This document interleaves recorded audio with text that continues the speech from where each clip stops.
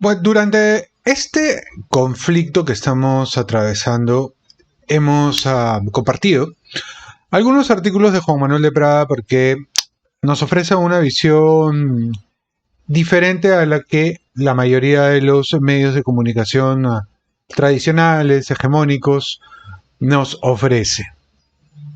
Ya saben que los medios de comunicación lo que quieren es que nos pongamos del lado de uno o del otro, sobre todo del lado del globalismo, del lado de, qué sé yo, de Naciones Unidas, de Estados Unidos, de la Unión Europea y tal, sin siquiera discutir por qué nos tendríamos que poner de ese lado. Juan Manuel de Prada ha mencionado lo que es muy importante y que a la mayoría de la gente eventualmente se nos puede haber pasado, que es el hecho de que este conflicto extiende sus raíces hasta 2014, más o menos, en donde hubo una serie de ataques a la región del Donbass y que no ha sido comunicada, no ha sido publicada en medios, de la misma manera que ha sido publicitada esta invasión rusa. De tal forma de que solamente nos quedamos con una parte de la fotografía, pero no tenemos todo el panorama completo para que nosotros podamos sacar nuestras propias conclusiones en relación a lo que está sucediendo. Hacer este tipo de análisis no significa, obviamente, y no habría que explicarlo, defender a Rusia o a Vladimir Putin, ¿verdad? Particularmente yo creo que Vladimir Putin no representa los intereses o los valores de la cristiandad o de Occidente. Obvio que no. De hecho, como mucha gente ya sabe y está en autos, Vladimir Putin acá en Hispanoamérica lo que hace es aliarse, apoyar, soportar a gobiernos que son estrictamente de izquierda, ya sea Maduro, ya sea Díaz-Canel de Cuba, el gobierno de los Castro, Nicaragua con Daniel Ortega, ha extendido vínculos con los Kirchner de Argentina y con Fernández, que está actualmente allí, apoya a Pedro Castillo acá a través de las plataformas de información de Rusia. Y esto, no, y de hecho también tiene buenas relaciones con Bolsonaro. Bolsonaro hasta hace un par de semanas ha estado allá en Moscú. Y esto tiene que ver mucho con que Vladimir Putin no toma decisiones en términos ideológicos, sino las toma en términos prácticos, en función a sus propias conveniencias.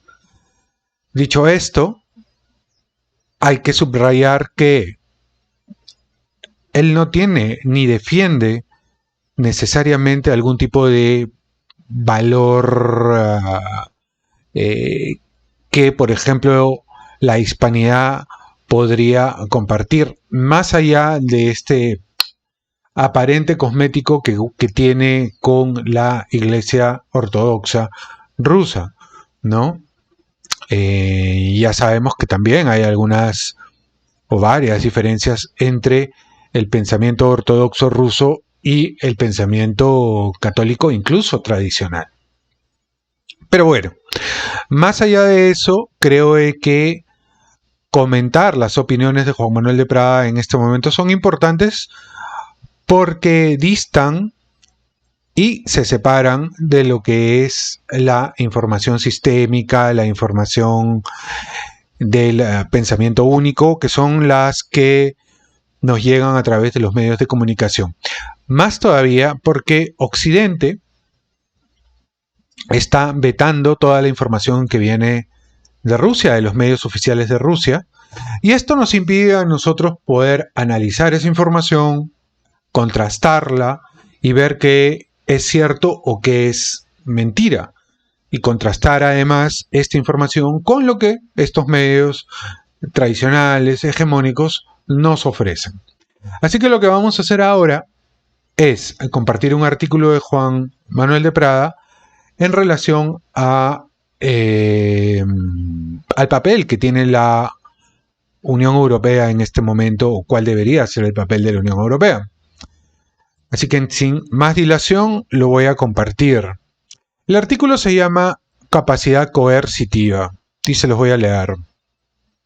Dice la nota: desde hace 8 años, o desde que hace 8 años estallase una guerra en Ucrania, se han perpetrado muchos desmanes y sin duda se han seguido perpetrando desde hace una semana, o desde que hace una semana interviniese en el conflicto el ejército ruso, momento en el que algunos creen que comenzó la guerra.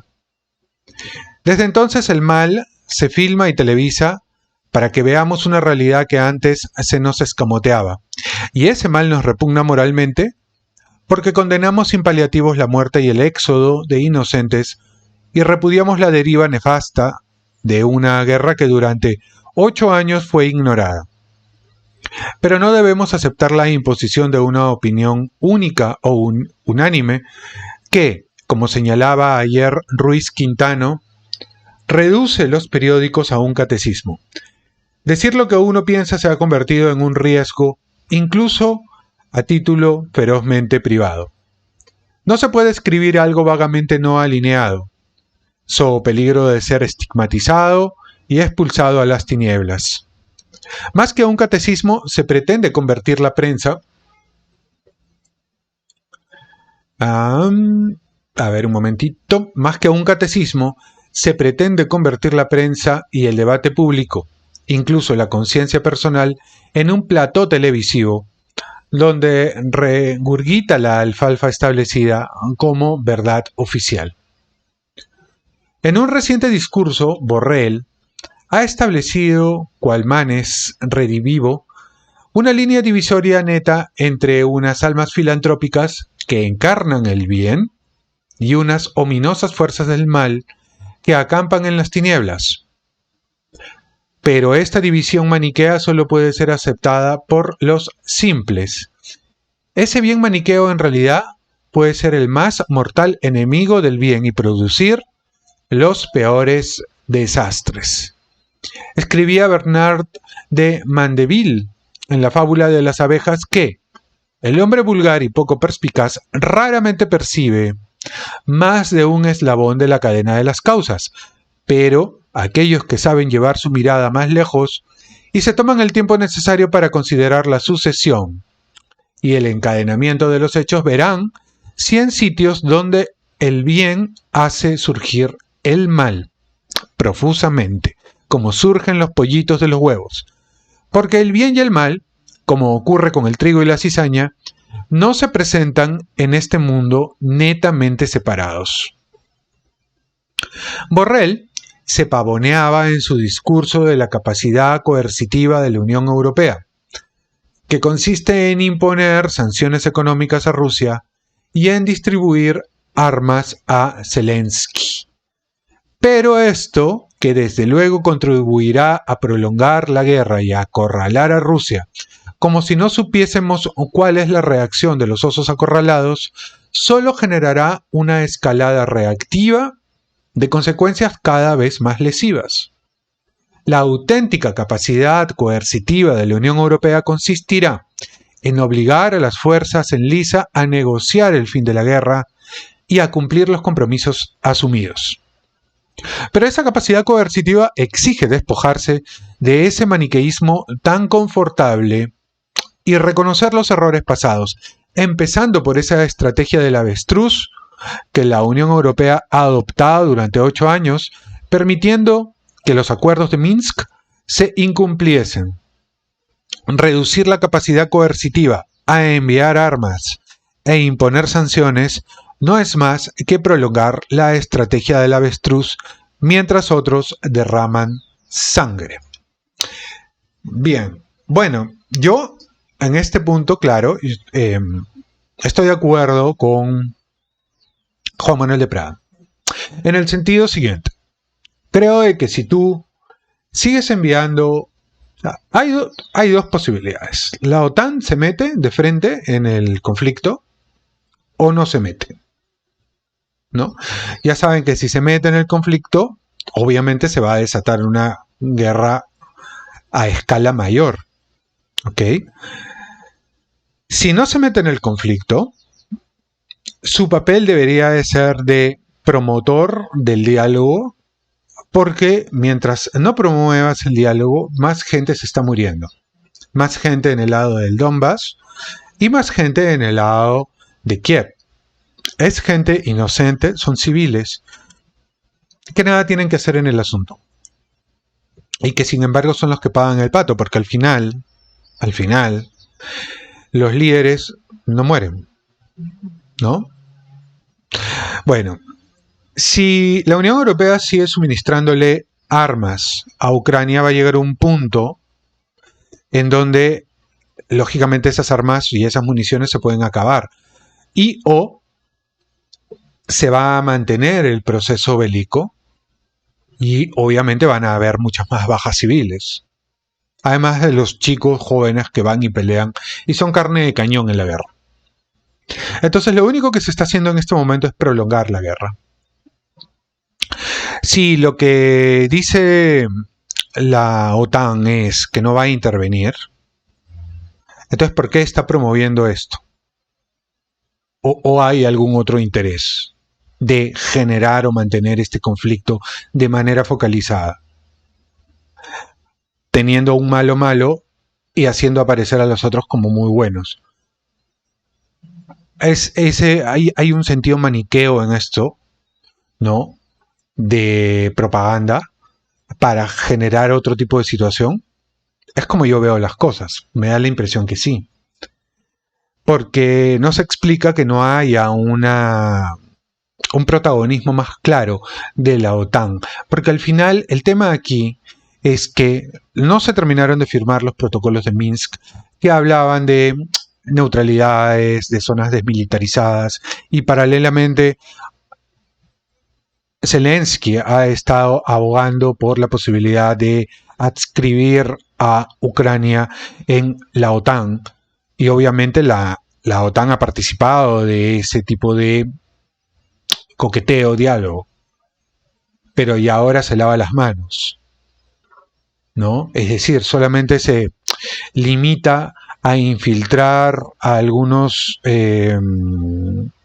soldados a manera de mercenarios y a infiltrar también armas, pero no hace o aparentemente no hace ningún esfuerzo por forzar una mesa de diálogo que solucione el problema de raíz, ¿no? Más bien, muchos son los ucranianos que ya están fugando como fuere de su propio país, generando otro gran problema migratorio. Entonces, este es mi punto, ¿no? Mi punto es, ¿por qué es que no se hace algo más, ¿no? Más allá de promover la guerra enviando armas y enviando mercenarios. Hablo por el lado de Occidente, ¿no? Que se supone que somos Occidente, teóricamente. Incluso este lado del barrio. Eso es lo que me parece. Bueno, y obviamente pues no se está contando toda la historia, no se cuenta la historia de que este conflicto tiene 8 años, es la verdad, ya es bastante largo. Solamente nos cuentan la última parte, el capítulo más reciente de toda la historia, ¿no? En donde, obviamente, sin ánimo de defender a Putin, él aparece como el malo cuando no es el único malo. No es el único malo. Hay otros malos por ahí que se hacen pasar como buenos. Pero bueno, no se trata tampoco de, como dice el artículo de Juan Manuel de Prada, de reducir esto a una situación maniquea de buenos y malos. Yo creo que acá los únicos afectados son los civiles de Ucrania. Los civiles del Donbass primero y los civiles de la zona netamente ucraniana, Kiev y las otras provincias que están siendo ahora atacadas por el ejército ruso. Cuéntame qué es lo que te parece en relación a este tema. Déjame tu comentario, suscríbete al canal, comparte el video si te ha gustado, activa la campanita y nos vemos en el siguiente video.